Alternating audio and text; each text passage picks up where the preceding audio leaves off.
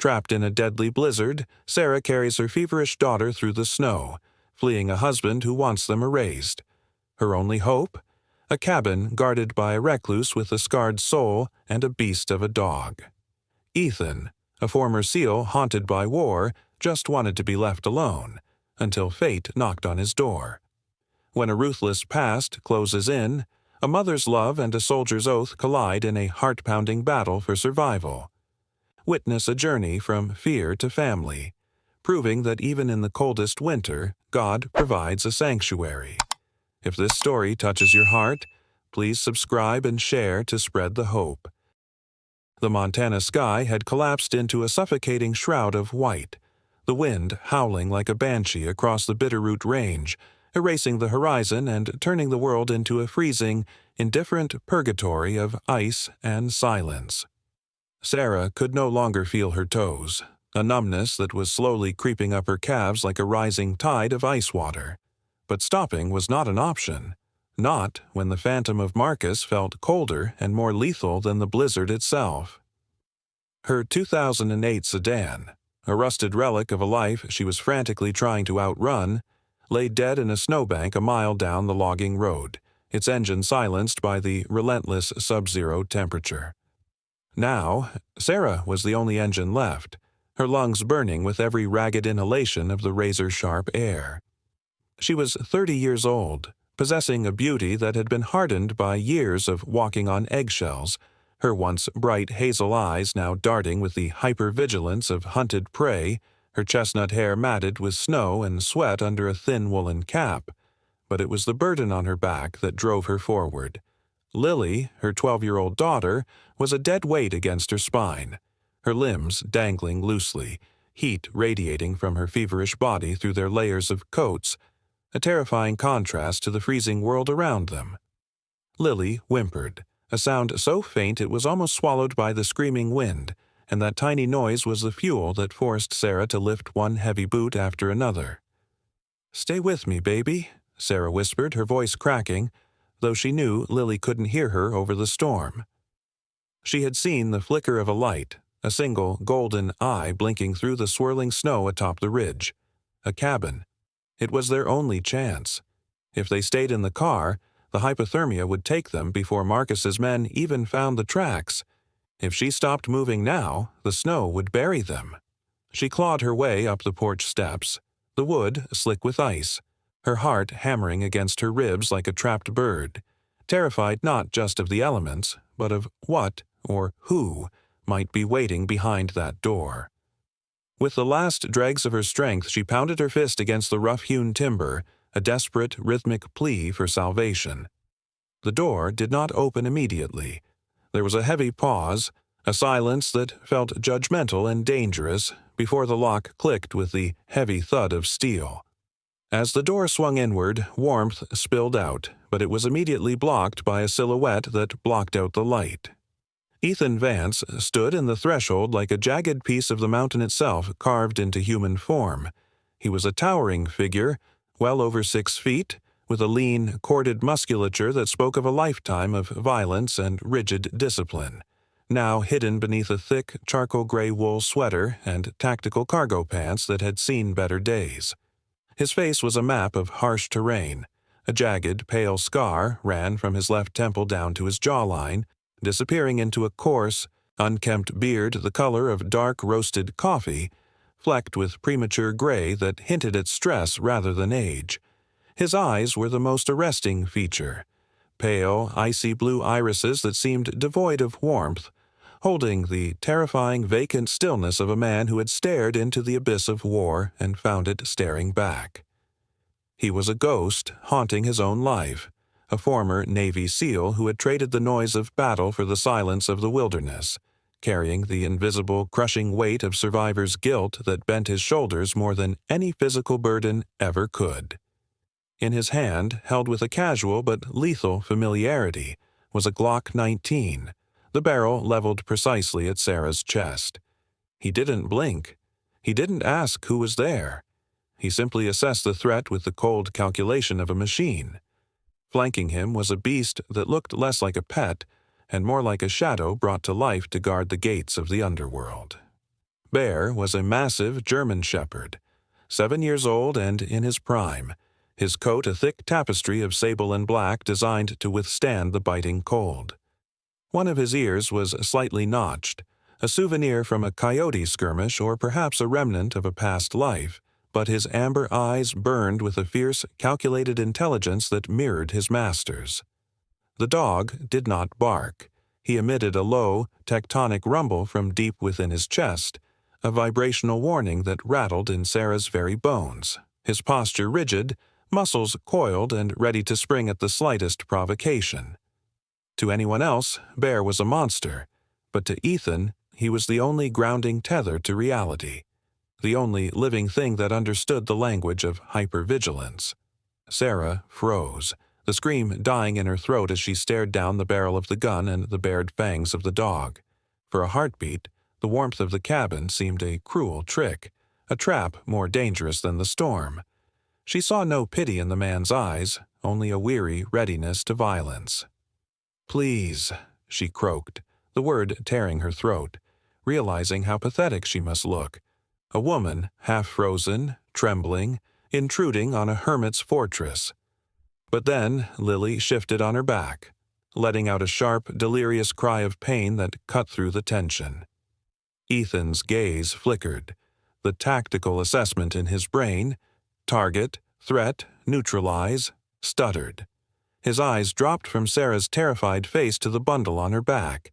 He saw the small, limp hand hanging from the sleeve of a pink puffer jacket, the unnatural flush on the child's exposed cheek, and the sheer desperation in the mother's stance. The hard lines of his face didn't soften, but the tension in his trigger finger vanished. The memory of innocence lost, of collateral damage he had spent years trying to drink away, flashed behind his eyes. He wasn't a savior, he had convinced himself of that years ago, but he wasn't a butcher of children. The growl in Bear's throat died down instantly as the dog sensed the shift in Ethan's demeanor. The animal's ears pricked up, the aggression replaced by a sudden intense curiosity. Ethan lowered the weapon, though he didn't holster it. He stepped back, widening the gap in the doorway, the golden light finally hitting Sarah's face. "Get inside," he rasped, his voice sounding like gravel grinding together, unused to speech. "Before you kill the kid with the cold." It wasn't an invitation born of kindness. It was a command born of necessity.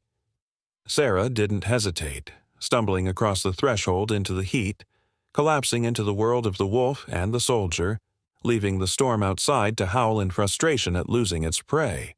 The interior of the cabin was a fortress of solitude, smelling intensely of pine resin, wood smoke, and the metallic tang of gun oil, a stark contrast to the white oblivion raging outside.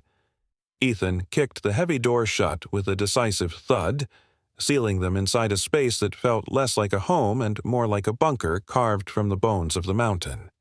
He didn't offer pleasantries or a warm towel. Instead, he pointed a calloused finger toward a sturdy, rough-hewn oak table in the center of the room, clearing away a disassembled rifle-cleaning kit with a sweep of his arm. "Put her down," he ordered, his voice devoid of emotion, operating on the cold, hard logic of a field medic assessing a casualty. Sarah, shivering violently as the adrenaline began to bleed out of her system, laid Lily onto the wooden surface, her hands trembling as she peeled away the girl's damp, pink puffer jacket.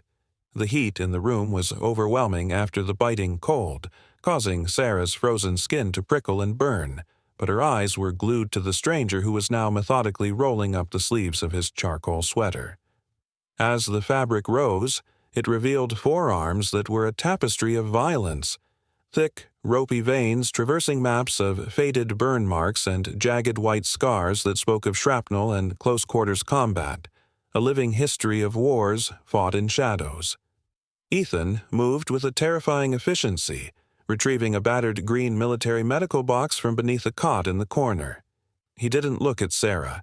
His icy blue eyes were locked on Lily's flushed face, his hand pressing against the girl's forehead with a gentleness that seemed alien to his rugged, scarred appearance. "Hypothermia mixed with high fever," he muttered, more to himself than to Sarah. "Her body doesn't know whether to freeze or burn." He pulled out a stethoscope, the rubber tubing cracked with age, and listened to Lily's chest, his face unreadable, a stone mask carved to hide anything that resembled concern. He mixed a powdered antibiotic with water in a tin cup and forced it between Lily's parched lips, his movements precise, practiced, devoid of the hesitation that plagued normal men. Sarah watched him, her back pressed against the log wall, her heart slowly unclenching as she realized that under the layers of hostility and trauma, this man knew exactly how to save a life. "She needs to sweat it out," Ethan said, finally looking up, his gaze hitting Sarah with the force of a physical blow. "There's a cot by the fire. Move her, and don't touch anything else." The hours bled into the night, the storm outside reduced to a dull, rhythmic roaring against the logs, while inside, the silence was heavy, filled with the weight of unsaid words. Ethan retreated to a dark corner, sitting in a worn leather armchair that looked as tired as he was, sharpening a combat knife with a rhythmic shik sound that set Sarah's teeth on edge.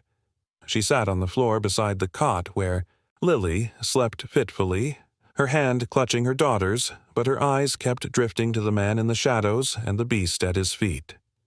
Bear, the massive German shepherd who had looked ready to tear her throat out mere hours ago, had undergone a transformation that baffled her. The dog had positioned himself at the foot of Lily's cot, his large, blocky head resting on his paws, amber eyes watching the girl's chest rise and fall with a vigilant, almost maternal intensity. Every time Lily whimpered or shifted, Bear's ears would swivel, and he would let out a soft, low whine, inching closer as if his body heat could leach the sickness out of her. Sarah reached out tentatively to stroke the dog's thick, coarse fur, and instead of snapping, Bear leaned into her touch, a silent acknowledgement of their shared mission to protect the pack's weakest member. Sleep was a luxury Sarah could not afford, her mind replaying the image of Marcus's cold smile, but exhaustion pulled at her eyelids like lead weights. Across the room, Ethan had finally stopped sharpening his blade, his head lolling back against the leather, his breathing deepening into the rhythm of sleep. But it wasn't a peaceful rest. Even in slumber, his body remained coiled, a spring under tension. Suddenly, a log in the fireplace shifted, popping with a loud crack that sounded like a gunshot in the quiet room. Ethan exploded into motion before his eyes were even fully open. He launched himself from the chair, a guttural, animalistic snarl tearing from his throat, the knife in his hand slashing through the empty air in a defensive arc. "Contact right," he shouted, his voice raw with panic, eyes wide and unseeing, staring at ghosts that were superimposed over the cabin walls. He was back in the sandbox, back in the blood and the dust, fighting an enemy that had been dead for years. Sarah froze, her breath catching in her throat, terrified that the violence he held on a leash had finally snapped. But just as quickly as the frenzy began, it ended. Ethan blinked, the wildness in his eyes receding as the reality of the cabin, the fire, and the terrified woman staring at him washed away the hallucination. He stood there, chest heaving, sweat glistening on his forehead despite the cold draft seeping through the floorboards, the knife trembling in his white-knuckled grip. He looked at Sarah, and for a split second the armor cracked. She saw the shame, the exhaustion, the terrifying loneliness of a man who could survive a war but couldn't survive the peace. He didn't apologize. He simply sheathed the knife with a sharp click, turned his back to her, and walked to the window to stare out at the relentless white dark. "Go to sleep," he said, his voice a rough whisper, stripped of its earlier command. "I'll take the watch." Sarah pulled the wool blanket tighter around her shoulders, looking at his broad, rigid back. She knew he was dangerous, a damaged weapon left loaded on a shelf. Yet, as Dee, she watched him stand guard against the darkness. With the great dog snoring softly at her daughter's feet, she realized with a jolt of clarity that she felt safer here, with this broken soldier and his beast, than she had ever felt in the manicured gilded cage of her previous life. Morning arrived not with a burst of sunlight, but with a sullen, gray lifting of the shadows that had choked the cabin through the long night. The storm had exhausted its fury, leaving behind a silence so profound it felt heavy, pressing against the frosted window panes. Inside, the rhythmic crackle of the wood stove was the only sound until a small, rusty voice broke the stillness. "Mom?" Sarah was at Lily's side in a heartbeat, her hands fluttering over her daughter's face. The fever had broken. Lily's eyes, usually a bright, inquisitive green but now clouded with fatigue, blinked open, taking in the strange surroundings with the resilience of a child who had grown used to waking up in unfamiliar places. But her gaze didn't land on the rough logs or the weapon-lined walls. It landed on the beast. Bear, the German shepherd who had spent the night as a silent sentinel, lifted his massive head. To a stranger, the dog was a terrifying engine of teeth and muscle, a 100-pound weapon of war. But to Lily, he was simply a source of warmth. She reached out a small, pale hand, her fingers burying themselves in the thick ruff of his neck. Instead of recoiling, the great dog let out a soft huff, closing his amber eyes and nudging his wet nose against her palm. Ethan stood by the kitchen counter, a mug of black coffee suspended halfway to his mouth, watching the scene with an expression that looked painful, as if the sight of such innocence was a bright light shining into a dark room he had sealed off years ago. The hard lines of his face, carved by years of desert sun and moral ambiguity, seemed to soften imperceptibly. He looked away, focusing on the cast-iron skillet where he was frying strips of venison, but the armor had hairline fractures now. "Eat," he said gruffly, sliding a plate onto the table. "She needs protein, not just antibiotics." Later that morning, while Lily slept again, bolstered by the food and warmth, Sarah ventured into the attached woodshed to fetch more fuel.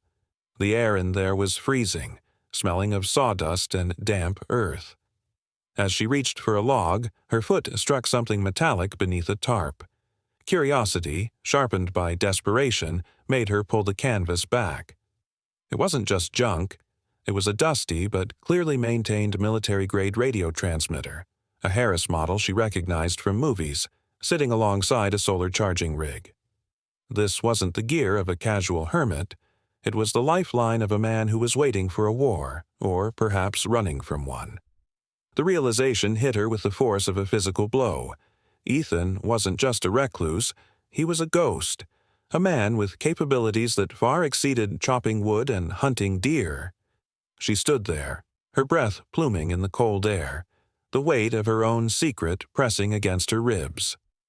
She could run, take Lily and flee into the snow before he realized she knew too much, or she could do the one thing she hadn't done in years. Trust someone. She walked back, into the main room, her face pale but determined. Ethan was cleaning his Glock again, the motion repetitive, soothing to him. He didn't look up until she placed the heavy, leather-bound ledger on the table between them. The thud it made was soft, but it drew his eyes instantly. "What is this?" he asked, his voice low, dangerous. "The reason we're running," Sarah said, her voice trembling but gaining strength. "It's not a domestic dispute, Ethan. My husband, Marcus, he isn't just an abusive spouse. He's a money launderer for the cartel moving product through the northern border." She opened the book, revealing columns of figures, names, and dates, a damning paper trail of blood money. "He doesn't want me back to play house. He wants to erase us, me, Lily, anyone who has seen this book." She watched his face, searching for fear, for rejection, for the moment he would tell them to get out. Marcus was a monster who commanded an army of mercenaries. Bringing this into Ethan's home was akin to painting a target on his roof. Ethan stared at the ledger, his icy blue eyes scanning the pages with a familiarity that chilled Sarah to the bone. He didn't look surprised by the violence of the world. He looked resigned to it. He looked at Lily, sleeping peacefully with Bear's head resting near her feet, and then back at Sarah. The silence stretched, taut as a bowstring. Then, without a word, he stood up. He walked past her, not to the door to throw them out, but to the heavy iron-framed bed in the corner. He knelt, his knees cracking slightly, and reached underneath, dragging out a long, heavy chest that scraped loudly against the floorboards. It was dusty, sealed with a padlock that required a key he pulled from a chain around his neck. Sarah watched, her breath caught in her throat. Ethan threw the lid back. Inside, nestled in cut foam, lay an arsenal that had no business in a civilian home: assault rifles, tactical vests, night vision goggles, and grenades. He wasn't just a prepper. He was a warrior who had buried his sword but kept it sharp. He looked up at her, the shadows in his eyes darker than before, but the aimlessness was gone. "If they are coming," he said, the gravel in his voice replaced by the cold steel of command, "then we don't just wait to die." He picked up a rifle, checking the chamber with a fluid, deadly grace. The hermit was gone. The soldier had returned. The blizzard did not die. It merely held its breath, a deceptive pause in the violence that left the world carved in marble and silence. The wind, which had screamed like a banshee for 2 days, fell away to a whisper, leaving the sky a bruised purple dome of heavy clouds that threatened to descend again at any moment. Ethan stood on the porch, his breath pluming in the frigid air like dragon smoke, his eyes scanning the tree line with the predatory focus of a wolf scenting a shift in the wind. The silence was wrong. It was too absolute, stripped of the usual ambient noises of the forest, suggesting that nature itself was hiding. Bear, standing rigid at his side, let out a low, vibrating growl, his hackles rising along his spine like a serrated blade. Ethan didn't need to ask. He strapped snowshoes over his tactical boots, grabbed a pair of high-powered binoculars, and moved into the white void, moving with a silent grace that belied his size. A mile down the ridge, where the logging road intersected with the valley floor, he found it. Not nature, but intrusion. The pristine snow was scarred by the deep, aggressive tread of specialized off-road tires, vehicles built for war, not commute. Above, a faint insect-like buzzing cut through the stillness. Ethan looked up, squinting against the glare, and spotted it, a black quadcopter drone, its camera lens a cyclopean eye sweeping the terrain. It wasn't looking for a lost hiker, it was hunting. Marcus wasn't sending thugs, he was sending a hit squad. Ethan returned to the cabin with the grim efficiency of a man who had long expected the war to come to his doorstep. He threw the heavy deadbolt and turned to Sarah, who was feeding Lily soup by the fire. The domesticity of the scene clashed violently with the news he carried. "They're here," he said, his voice flat, devoid of panic but heavy with reality. "Scouts, drones. The main force will wait for nightfall." He didn't give her time to freeze. He walked to the open chest of weapons and pulled out a Sig Sauer P226, checking the magazine with a metallic click that echoed in the small room. He walked over to Sarah, pulling her up from the chair. "I can't watch every window and the door at the same time," he told her, pressing the cold steel into her hand. "You need to be dangerous." Sarah looked at the gun, her hands trembling, the weight of it foreign and terrifying. She was a mother, a woman who balanced checkbooks and packed lunches, not a soldier, but when she looked at Lily, frail and recovering on the cot, the trembling stopped. Ethan spent the next hour drilling her, stance, grip, sight alignment. He stood behind her, his large, rough hands correcting her posture, his voice a low rumble in her ear. It was an intimacy born of survival, a transfer of lethal knowledge that bonded them tighter than any conversation could. "Don't anticipate the recoil," he instructed, his chest pressing against her back as he guided her aim. "Let it surprise you. If they come through that door, you don't hesitate. You squeeze until the threat stops moving." Once Sarah was armed, Ethan turned the cabin into a kill box. He moved with a terrifying familiarity, using tools and supplies he had clearly stockpiled for this exact scenario. He nailed heavy oak planks across the lower halves of the windows, leaving only narrow slits for firing ports. From the shed, he retrieved spools of tripwire and improvised alarms, tin cans filled with pebbles, rigged to clatter if the perimeter was breached. He worked in the fading light, his face set in a mask of concentration, the scar on his cheek pulling tight. Sarah helped him, hammering nails and moving furniture to create barricades, her fear transmuting into a cold, hard resolve. As they worked side by side, the silence between them shifted. It wasn't the awkward silence of strangers anymore. It was the shared focus of a unit. During a brief respite, as they drank water from a shared canteen, Sarah looked at him. "You've done this before," she said. It wasn't a question. Ethan looked at the fortified windows, his eyes distant. "Too many times," he admitted, his voice raspy. He looked at her, and for the first time, he truly saw her not as a refugee, but as a fighter. "In the Hindu Kush, my team was pinned down in a mud hut for 3 days. We were outnumbered 10-1.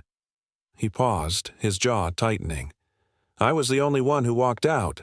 I spent 10 years trying to forget their names because remembering them hurt too much." The confession hung in the air, raw and bleeding. Sarah reached out, covering his scarred hand with hers. She didn't offer empty platitudes, she just held on. Ethan didn't pull away. He turned his hand over, interlacing his fingers with hers, a gesture of desperate connection in the face of impending violence. "I came here to die, Sarah," he whispered, the admission tearing out of him. "To let the cold, or the whiskey, finish what the war started. But then you knocked on that door."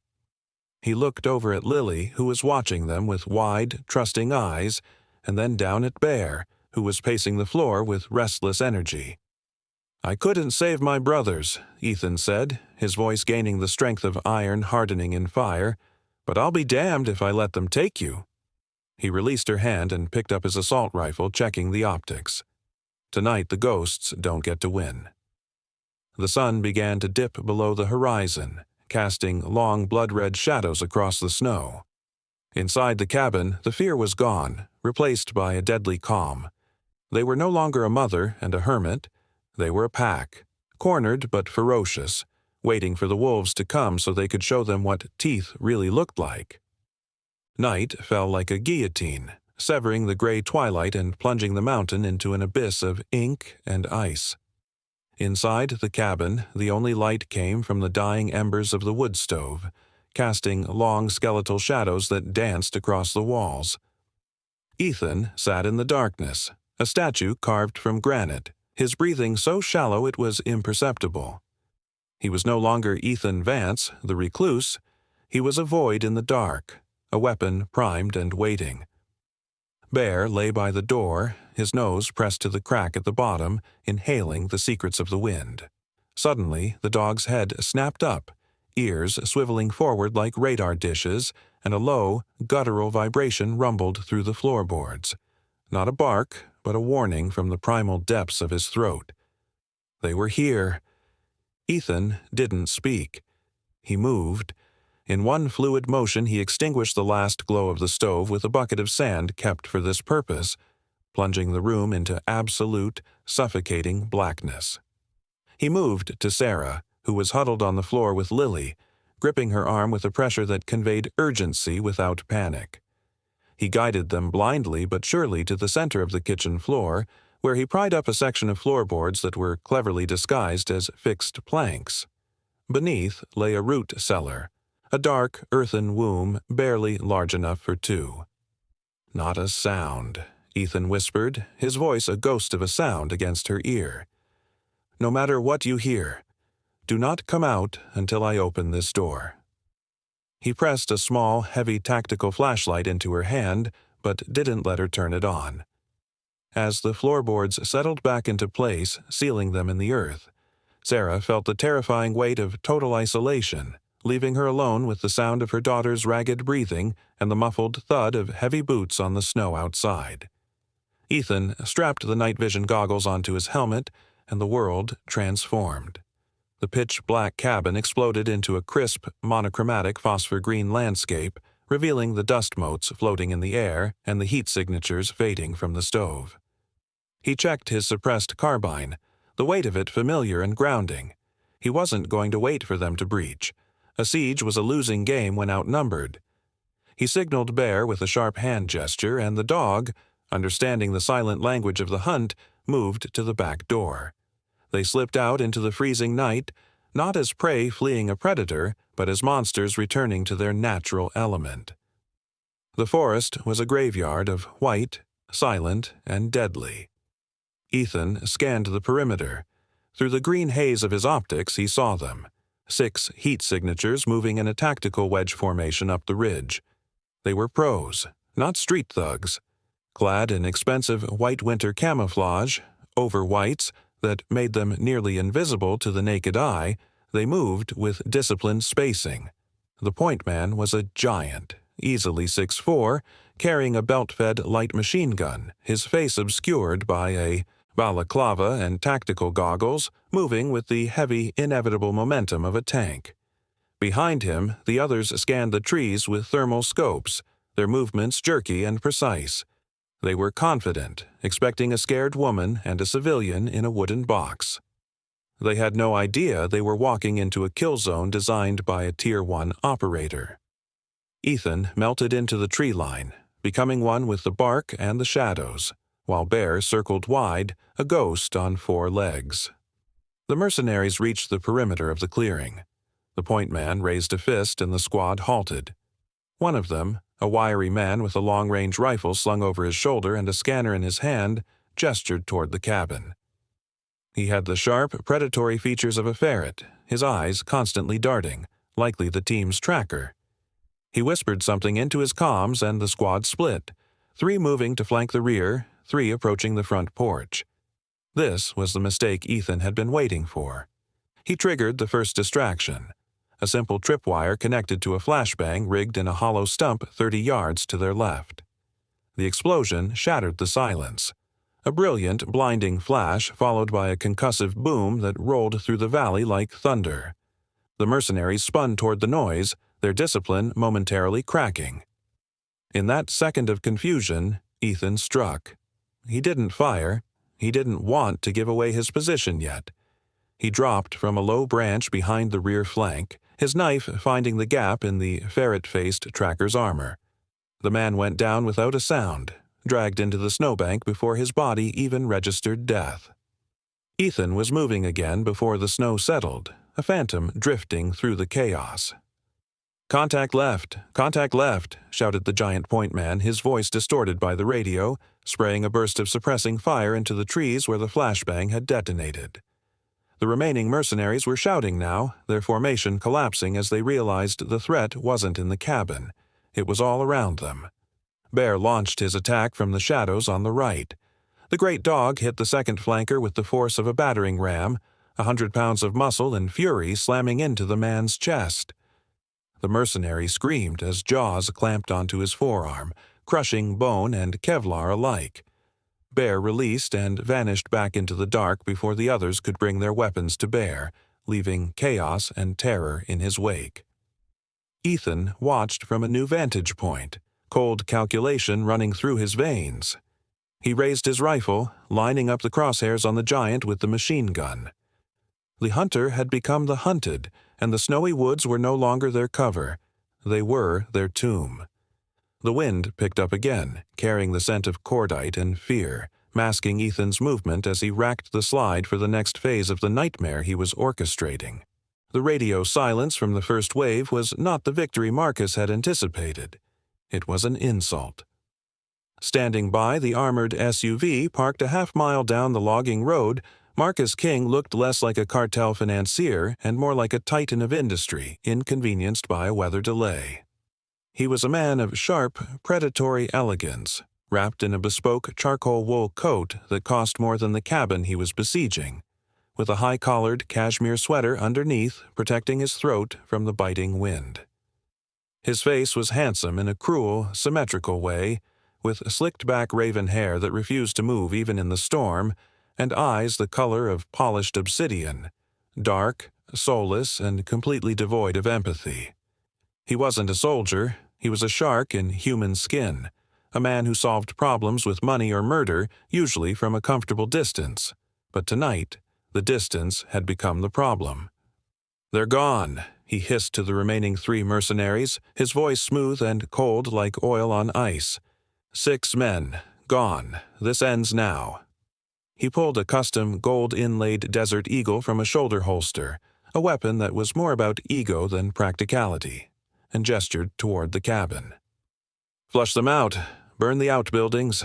If they want to hide in a hole, we'll turn it into an oven." The assault began with a roar of fire.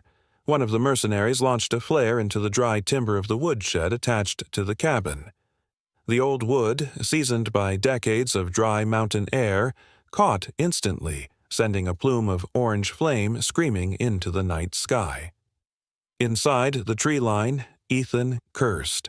The fire illuminated his position, stripping away the cloak of darkness he had used to slaughter the first wave. Suddenly, the air around him erupted with suppressing fire. Bullets chewed through the bark of the pine tree he was using for cover, pinning him down. He was trapped in a crossfire, forced to stay low while the heat from the burning shed began to lick at the cabin walls. "Bear, go!" he shouted, signaling the dog to circle back toward the house, sensing a breach before it happened. Inside the cabin, the temperature spiked as the fire raged against the eastern wall. Smoke began to curl under the door frame. Sarah, huddled in the root cellar with Lily, heard the heavy, rhythmic thud of boots on the floorboards above. Not Ethan's stealthy tread, but the arrogant stomp of an invader. The trap door was ripped open. A mercenary, wearing a skull mask and smelling of gasoline and sweat, stared down at them, raising a shotgun. In that fractured second, time dilated. Sarah didn't scream. She didn't beg. She looked at Lily's terrified face, and something ancient and ferocious snapped into place inside her chest. The trembling housewife died in that hole. The mother was born. She remembered Ethan's voice, low and steady in her ear. "Squeeze, don't pull. Let it surprise you." She raised the Sig Sauer P226 with both hands, the weight familiar now, and fired. The gun bucked, the deafening crack ringing in the confined space, but her aim was true. The mercenary jerked backward as the round caught him in the gap between his vest and helmet, collapsing onto the kitchen floor with a wet thud. Sarah scrambled out of the hole, pulling Lily behind her, the smoking gun still raised, scanning the room with wild, dilated eyes. Outside, the tide turned. Ethan, hearing the gunshot from inside, abandoned cover. He moved with suicidal aggression, breaking from the trees and sprinting across the open snow. He caught the 2 suppressive gunners off guard, dropping one with a precise double tap to the chest and head while moving at full speed. The second mercenary turned to fire, but a black blur intercepted him. Bear hit him at a dead run, 100 pounds of fury knocking him flat, jaws seeking the throat. Ethan finished him before the man could scream. Now, only the architect remained. Marcus stood by the burning shed, the firelight reflecting in his dead eyes. He wasn't running. He raised his gold pistol, aiming not at Ethan, but at the cabin door where Sarah was emerging, coughing from the smoke.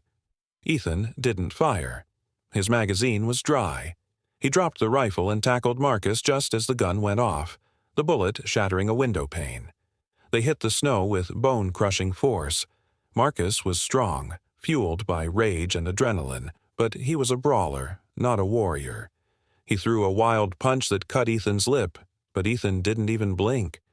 The Navy SEAL shifted his weight, using Marcus's own momentum to flip him, pinning the crime lord into the freezing mud. Ethan's hand found Marcus's wrist, twisting it until the bone snapped with a sickening crack, forcing him to drop the gun. Marcus howled, thrashing, but Ethan was a vice of iron and discipline. He rained down blows, efficient, brutal strikes designed to incapacitate, not kill. Within seconds, Marcus was a broken, bloody mess, gasping for air, staring up at the scar-faced soldier who looked down at him with nothing but contempt. Ethan pulled his combat knife, the blade glinting in the firelight, and pressed it against Marcus's carotid artery. The heat of the fire roared beside them, but the cold in Ethan's eyes was absolute. Marcus squeezed his eyes shut, waiting for the end. But the cut never came. Ethan stood up, sheathing the knife. "Death is too easy for you," he rasped, looking at Sarah and Lily, who were safe in the snow, watching him. "You're going to rot in a cage, knowing a housewife and a broken soldier took you down." Marcus lay shivering in the snow, defeated not just by force but by a mercy he couldn't comprehend. The sun crested the jagged peaks of the Bitterroot Range, not with the timid gray of the previous days, but with a blinding, triumphant gold that set the snow ablaze with light. It was a dawn that felt earned, paid for in blood and terror. The silence of the aftermath was broken not by birdsong, but by the rhythmic, thumping roar of rotors slicing through the thin mountain air. Two black UH-60 Blackhawk helicopters materialized from the blinding glare, banking sharp over the tree line, their downdraft whipping the snow into a frenzy that danced around the charred remains of the woodshed. Following them, a convoy of armored SUVs tore up the logging road, their sirens silent but their lights flashing blue and red, painting the white landscape in the colors of authority. Ethan stood on the porch, battered and bruised, his lip split and swelling, one arm wrapped protectively around Sarah, the other resting on Bear's head. He didn't raise a weapon. The war was over. He watched with the weary detachment of a man who had summoned the storm and was now waiting for the cleanup crew. He had flipped the switch on the military-grade distress beacon in his basement the moment Sarah had handed him that ledger days ago.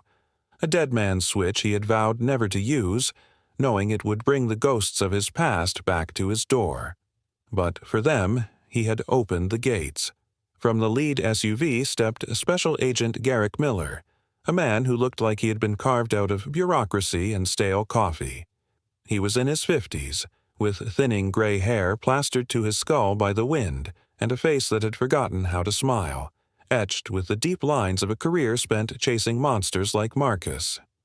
He wore a heavy FBI windbreaker over a suit that looked too expensive for a crime scene, and his eyes, behind wire-rimmed glasses, were sharp, calculating, and tired.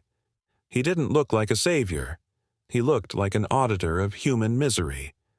Miller walked past the handcuffed mercenaries being dragged from the snow by tactical teams, his gaze landing on Marcus King, who was being shoved into the back of a van, broken, bloody, and silent for the first time in his life. Miller stopped at the foot of the porch, looking up at Ethan.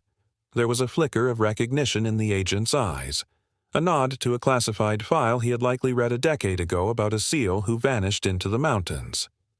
"Vance," Miller said, his voice dry as dust, "you made a hell of a mess." Ethan didn't blink. "I cleaned one up," he corrected, his voice gravelly. Miller looked at the ledger Sarah was clutching to her chest, the book that would bring down an empire. "We'll take it from here," Miller said, signaling his team. Hours later, the chaos had receded. The wounded were evacuated, the prisoners transported, and the fires extinguished. The cabin was quiet again, though it bore the scars of the night, shattered windows, bullet holes in the logs, the smell of smoke lingering in the rafters. Miller sat at the rough-hewn table, a stark contrast to the rustic setting, laying out documents with official seals. "The testimony and the ledger are enough," Miller explained, capping his pen. "Marcus is going away for life. His organization will be dismantled by the end of the week." He looked at Sarah, his expression softening slightly. "But you're still at risk. Remnants of the cartel might seek retribution. The Bureau is prepared to enter you and your daughter into the Witness Protection Program. New names, new history, a house in Omaha or maybe Scottsdale. Safe, anonymous." He pushed the papers toward her. "The transport leaves in 30 minutes. Sarah looked at the papers, the promise of safety staring back at her in black and white. It was everything she had run into the snow to find, a guarantee that they wouldn't die. Sarah looked down at Lily. The girl was sitting on the rug by the fire, her color returning, her small hand buried deep in Bear's thick fur. The great dog was asleep, snoring softly, his duty done. Lily wasn't looking at the agent or the papers. She was looking at Ethan. The soldier was standing by the window, staring out at the mountains, his silhouette lonely and imposing. He had saved them, and now, by the logic of his world, he was letting them go. He wouldn't ask them to stay. He didn't believe he deserved to ask for anything. But then Lily stood up. She walked across the room, ignoring the FBI agent, and slipped her small hand into Ethan's scarred, calloused palm. Ethan froze, looking down at her. "I don't want to go to Omaha," Lily said, her voice small but fierce, echoing the resilience she had inherited from her mother. "Bear is here. You're here." The silence that followed was heavier than the storm. Miller looked from the girl to the soldier, then to the mother, waiting. Sarah looked at the papers, then at the man who had turned his home into a fortress for them, the man who had bled for them, the man who had looked at her broken pieces and seen something worth fighting for. She realized that safety wasn't a location or a new identity. Safety was the feeling of a heavy hand holding yours when the dark came. It was the smell of wood smoke and pine. It was knowing that no matter what came out of the woods, the wolf at the door was on your side. Sarah pushed the papers back across the table. "No," she said, her voice steady, surprising even herself. Miller raised an eyebrow. "Ms. Bennett, I strongly advise—" "My name isn't Ms. Bennett anymore," she interrupted, walking over to stand beside Ethan and Lily, completing the circle. She reached out, resting her hand on Ethan's shoulder, feeling the tension slowly leave his frame as he realized he wasn't being left behind again. "We aren't running. Not anymore." She looked at Ethan, her eyes filled with a warmth that melted the last of his ice. "We're home." Miller stared at them for a long moment, then let out a short, incredulous breath. He packed his papers, stood up, and tipped his head. "Good luck, Vance," he said, and this time it sounded like respect. As the last SUV disappeared down the mountain, leaving them in the vast, beautiful silence of the wilderness, Ethan squeezed Lily's hand and looked at Sarah. The ghosts were gone. The sun was high, and for the first time in 10 years the cabin didn't feel like a bunker. It felt like a beginning. The story of Ethan and Sarah reminds us that true home is not merely a structure of wood and stone, but a sanctuary provided by God's grace in the midst of our fiercest storms. It was not coincidence that guided Sarah through the blizzard, but a divine miracle that turned a broken soldier into a guardian and a desperate mother into a healer. In our daily lives, we often overlook these quiet interventions, forgetting that God often answers our prayers not with lightning, but with the steady hand of a stranger or the loyal heart of a companion. I hope this story encourages you to trust that even in your darkest winter, a new dawn is waiting. If this message resonated with you, please share this video with a friend who needs hope, leave a comment about your own miracles, and subscribe to our channel. May God bless you and your loved ones with safety and peace.